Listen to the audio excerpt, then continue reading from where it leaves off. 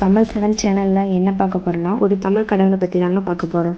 தமிழ் கடவுள்னாலே உங்களுக்கு தெரிஞ்சுக்கும். அதாங்க நம்ம முருகனை பற்றி தான் பார்க்க போகிறோம். அவரோட அறுபடை வீடுகளில் ஒன்றான பழனியை பற்றி தாங்க பார்க்க போகிறோம்.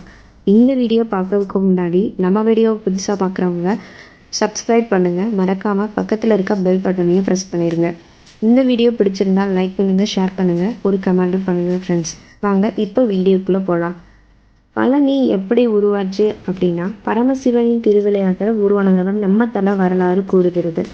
ஞானப்பழத்தை அண்ணன் கணேசன் பெற்றுக்கொண்டவர் கோபம் கொண்ட முருகன் தனது அனைத்து சுகங்களையும் துறந்து பழனி மலையில் ஆண்டியாக குடியேறினார்.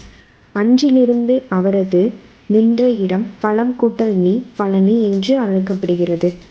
முருகன் பழனியை வந்தடைவதற்கு இடும்பன் உதவி செய்தார். முருகன் இருப்பதற்கு என்று இடும்பன் மலையை தூக்கி வைத்தார் என்று புராணங்கள் கூறப்படுகின்றன. பித்தர்களின் உருவனான போகர் முருகனின் சிலையை நவ பாசத்தால், அதாவது 9 வகை மூலிகைகளால் பழனியில் வடிவமைத்தார். இந்த நவபாச சிலை காண்போர்களுக்கு மீனின் செதில்களை போன்று காட்சியளிக்கிறது.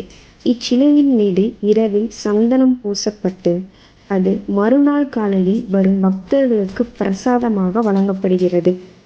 பழனி முருகனை சிறப்பிப்பதற்காக தைப்பூசம், பங்குனி உத்திரம், சூரசம்காரம், திருக்கார்த்திகை போன்ற விழாக்கள் மக்களால் மகிழ்ச்சியாக வருடந்தோறும் கொண்டாடப்படுகிறது.